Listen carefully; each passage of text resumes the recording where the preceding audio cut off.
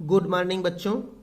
आज हम कक्षा 8 की संस्कृत की पुस्तक के 7वें पाठ जो कि सुभाषितानी नामक पाठ है, आज इसके श्लोकों को अर्थ सहित एक एक शब्द बताएंगे।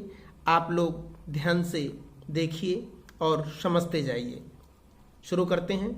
अयम निजः परो वेति गणना लघु चेत साम उदार चरिता नाम तु वसुधैव कुटुंबकम। अयम निजः, अयम माने यह, निजः अपना है, परो वेति गणना, परो ये दूसरे का है, अयम निजः परो यह मेरा है और पराया है, वेति व एति इसका होता है अयम निजः परो व एति गणना लघु चेतसाम। यह मेरा है, यह अपना है, अथवा व परो, अयम निजः यह अपना है, परो व मतलब पर माने दूसरा, व माने अथवा, अथवा दूसरे का है। अयम निजः यह अपना है अथवा पराया है, व माने पराया, वेति इति गणना इस प्रकार की गणना, इस प्रकार की गिनती लघु चेतसाम छोटे चित्त वाले करते हैं। यह अपना है अथवा पराया है, ऐसी गणना छोटे चित्त वाले अर्थात छोटी बुद्धि वाले करते हैं। उदार चरिता नाम तु वसुधैव कुटुंबकम, और जो उदार चरित्र के होते हैं, उदार चरिता नाम, और जो उदार चरित्र के होते हैं, तु वसुधैव कुटुंबकम, उन लोगों के लिए तो संपूर्ण पृथ्वी ही परिवार है। तु वसुधैव कुटुंबकम, उनके लिए तो पूरी पृथ्वी ही परिवार की तरह होती है। तो अगला श्लोक शुरू करते हैं। दूसरा, सर्वं परवशम दुखम सर्व आत्म वशम सुखम। सर्वं परवशम दुखम सर्व आत्म वशम दुखम। परवशम, सर्वं परवशम दुखम सर्व आत्म वशम दुखम। इसी श्लोक में सुख और दुख के वास्तविक अर्थ को स्पष्ट किया गया है। इसी को सुख और दुख क्या है इसको स्पष्ट करते हुए लेखक कहता है कि परवशम, जो व्यक्ति दूसरे के अधीन, जो व्यक्ति दूसरे के अधीन होता अर्थात पराधीन होता है, जो व्यक्ति पराधीन होता है, सर्वम दुखम सब प्रकार से क्या होता है, दुखी होता है। परवशम, जो दूसरे के अधीन, पर मतलब दूसरे के, वशम माने अधीन, जो परवशम होता है यानी कि जो दूसरे के अधीन होता है, जो दूसरे के भरोसे होता है, सर्वम दुखम वो सब प्रकार से दुखी होता है। सर्व आत्म वशम सुखम, आत्मवशम जो आत्माधीन यानी कि जो स्वाधीन होता है, आत्मवशम जो अपने वश में होता है, सर्वम सुखम वो सब प्रकार का सुख, वो वही सब प्रकार का सुख है। जो पराधीन है, जो दूसरे के बस में है, वो सब प्रकार से दुख है, और जो आत्मधीन है यानी कि जो स्वाधीन है, वो सब प्रकार का सुख है।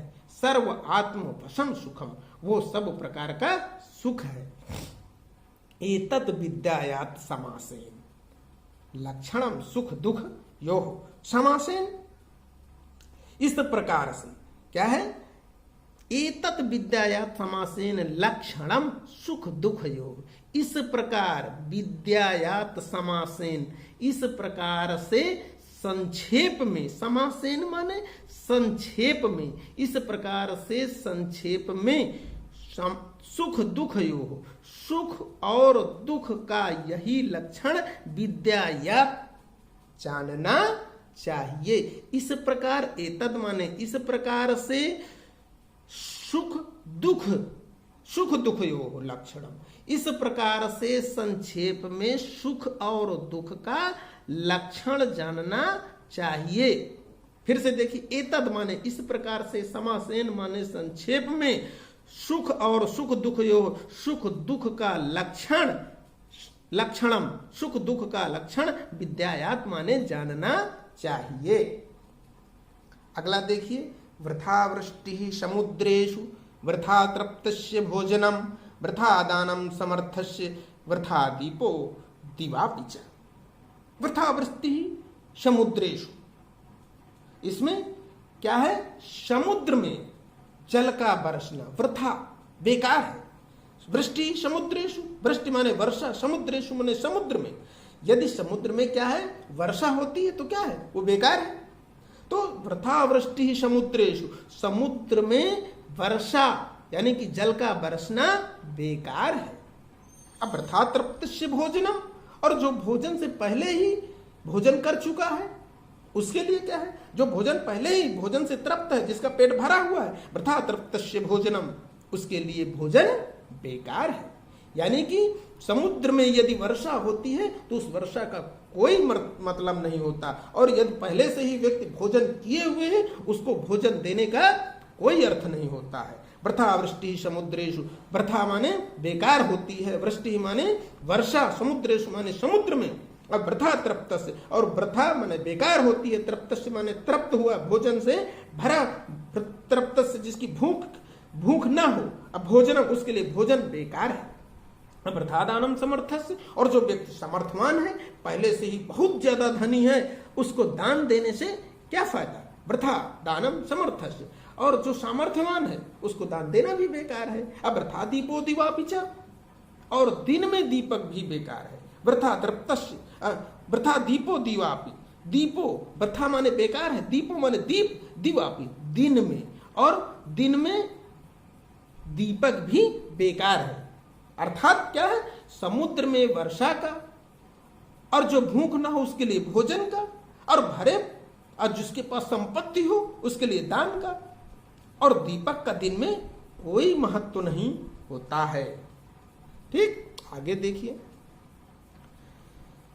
काव्य शास्त्र विनोदेन कालो गच्छति धीमताम व्यसनेन तु मूर्खाणाम निद्रया कलहेन वा। काव्य शास्त्र विनोदेन कालो गच्छति धीमताम। धीमताम, धीमताम वो होता है विद्वानों का, धीमताम माने विद्वानों का, गच्छति व्यतीत होता है, कालो समय, बुद्धिमानों का समय व्यतीत होता है। कैसे, काव्य शास्त्र विनोदेन, काव्य शास्त्रों को पढ़ने से, काव्य शास्त्रों के विनोद से, काव्य शास्त्रों के आनंद लेने से। तो फिर से देखिए, काव्य शास्त्रेन विनोदेन, काव्य शास्त्र विनोदेन, काव्य शास्त्र के विनोद से, कालो माने समय, गच्छति माने बीतता है, धीमताम माने बुद्धिमानों का, बुद्धिमानों का समय काव्य शास्त्र के विनोद में बीतता है। अब व्यसनेन तु मूर्खाणाम निद्रया कलहेन वा, और जो मूर्खाणाम, जो मूर्ख होते हैं उनका कैसे दिन व्यतीत होता है, व्यसनेन कष्ट में, कष्टों से बीतता है। व्यसनेन तु मूर्खाणाम, उनका व्यसनेन माने कष्टों से, तु मूर्खाणाम माने मूर्खों का कैसे बीतता है, निद्रया कलहेन, या तो निद्रा करते हैं या तो वो सो जाते हैं, अकलहेन वा, या तो लड़ाई झगड़ा से व्यतीत होता है। तो बुद्धिमानों का समय काव्य शास्त्रों के विनोद से बीतता है, और मूर्खों का नाम, मूर्खों का समय कैसे व्यतीत होता है, बहुत कष्टों में, निद्राया कलहेन वा, या तो वो निद्रा करेंगे या तो झगड़ा करेंगे। विदेशेषु धनम विद्या व्यसनेषु धनम मति। विदेशेषु धनम विद्या, इसमें क्या कहा गया है, इस श्लोक में सदाचार के महत्व को स्पष्ट करते हुए कहा गया है, सदाचार के महत्व को स्पष्ट किया गया है। इसमें क्या, विदेशेषु धनम विद्या, विदेशों में क्या होती है, विदेशेषु धनम विद्या, विदेशों में धन क्या है, विद्या। यदि आप विदेश गए और आपको पढ़ना लिखना नहीं आता है तो क्या होगा कि आप भटकते रहेंगे। तो विदेशेषु धनम विद्या, जब आप कहीं बाहर जाते हैं, घर से दूर जाते हैं, तो विदेशेषु धनम विद्या, तो वहां पर जो आपके पास विद्या है, जो आपके पास, वही आपका धन है। व्यसनेषु धनम मतिः, और जब आपके व्यसन कष्ट हो, धनम मतिः, तब आपके पास क्या है? बुद्धि। आपत्तियों में बुद्धि ही धन है। व्यसनेषु धनम मतिः, और जब आपत्ति में हो तो आपके पास जो बुद्धि है वही आपका धन है। परलोके धनम धर्म, और परलोक में क्या है?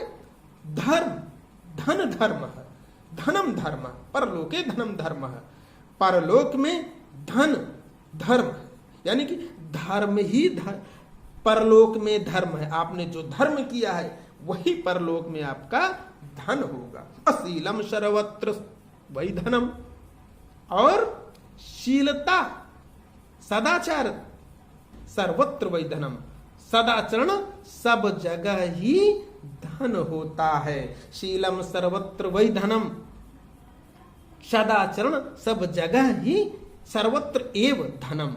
शील, जो आपके पास शीलता है अर्थात सदाचरण है, वो सब जगह ही धन होता है। अगला देखिए, किम कुलेन विशालेन विद्याहीनस्य देहिनः अविद्यावान पूज्यते लोके न अविद्या परिपूज्यते। किम कुलेन विशालेन, इसमें कहा गया है कि ज्ञान का महत्व स्पष्ट करते हुए कवि कहता है कि किम कुलेन विशालेन विद्याहीनस्य देहिनः, देहिनः माने जीव या शरीरधारी, जो शरीरधारी होते हैं या जीवधारी होते हैं, क्या है? विद्या से किम कुलेन विशालेन विद्याहीनस्य देहिनः, किम कुलेन विशालेन विद्याहीनस्य देहिनः, विद्या से रहित, विद्या से रहित जीवधारी के विशाल कुल से क्या प्रयोजन? किम कुलेन विशालेन, क्या कुलेन कुल से, विशालेन विशाल बहुत बड़े, विद्याहीनस्य देहिनः, विद्या से रहित जीवधारी के विशाल कुल से क्या प्रयोजन? विद्या से रहित जीवधारी के विशाल कुल से क्या प्रयोजन? न विद्यान पूज्यते लोकः, विद्यावान पूज्यते लोकः, जो विद्यावान होते हैं संसार में, लोके माने संसार में विद्वान ही की पूजा होती है। लोके माने संसार में, पूज्यते विद्यावान, संसार में विद्या विद्वान की पूजा होती है। विद्वान की पूज्यते लोके, विद्वान की पूजा होती है संसार में, अर्थात संसार में विद्वान की पूजा होती है। अन्ना अविद्या परिपूज्यते, और विद्या से न अविद्या, विद्या से जो रहित होता है अर्थात जिसको विद्या नहीं होती है, परिपूज्यते, जो विद्या से रहित प्राणी है तो सम्मान नहीं पाता, अर्थात विद्वान सर्वत्र पूजे जाते हैं और जो विद्या से रहित प्राणी सम्मान नहीं पाते हैं। लोके न अविद्या परिपूज्यते, उनका सम्मान नहीं होता। फिर से देखिए, संसार में विद्वान की पूजा होती है और विद्या से रहित प्राणी सम्मान नहीं पाता है। न अविद्या मतलब जो विद्या से रहित होता है वो क्या है? सम्मान नहीं पाता है, अर्थात विद्वान सर्वत्र पूजे जाते हैं और जो विद्या से रहित होते हैं उनको सम्मान नहीं मिलता है। वेशेन वपुषा वाचा विद्या विनयेन च वकारैः पंच अभिर्युक्तो नरो भवति पूजितः। वेशेन वपुषा वाचा विद्या विनयेन च, अब वकारैः पंच अभियुक्तो नरो भवति पूजितः, इसमें क्या कहा गया है? 5। देखिए, वेशेन में वेश यानी कि आपकी वेशभूषा, वपुषा आपका शरीर, वाचा अर्थात आपकी वाणी जैसा बोलते हैं, विद्या आपका ज्ञान, विनयन आपका सदाचारी होना, वकारैः पंच अभिर्युक्तो, वकारैः वह अक्षर से प्रारंभ होने वाले, वह अक्षर से प्रारंभ होने वाले साधनों से ही मनुष्य पंच अभिर्युक्तो, साधनों से ही नरो माने मनुष्य भवति पूजितः, साधनों से ही मनुष्य सम्मानित होता है, पूजित होता है। तो 5 प्रकार के वह है जिसके पास जो अक्षर जो शब्द वह अक्षर से शुरू हो, यानी कि 5 अक्षरों से जो भूषित है, जो व्यक्ति जिसका वेश अर्थात वेशभूषा अच्छी वेशभूषा है, वपुषा जिसका शरीर अच्छा स्वस्थ है, वाचा जो वाणी जिसकी वाणी जो बहुत अच्छा बोलते हैं, विद्या जिसको विद्या आती है, विनयन जो सदाचारी है। तो ये पांच वकारई व आकारई व अक्षरों से भूषित नरो भवति पूजता। वकारई पंच अभिरुक्तो नरो भवति पूजता। 5 अक्षरों से प्रारंभ होने वाले साधनों से ही मनुष्य सम्मानित होता है। बच्चों, इस प्रकार से यह आपका 7वां पाठ पूर्ण हुआ। इसके आप शब्दार्थ लिख लीजिएगा, एक एक मीनिंग इसकी याद कर लीजिएगा। इसके बाद प्रश्न उत्तर हैं, प्रश्न उत्तरों को भी आप लोग लिख लीजिएगा जैसा जैसा हमने अर्थ बताया है। बार बार आप वीडियो को देख देख के उसका अर्थ बिल्कुल अक्षरशः याद कर लीजिए। कोई भी कठिनाई है तो नीचे लिख करके आप हमको बताएंगे कि ये चीज़ नहीं आती, आपको हम फिर दोबारा उसको बता देंगे। धन्यवाद।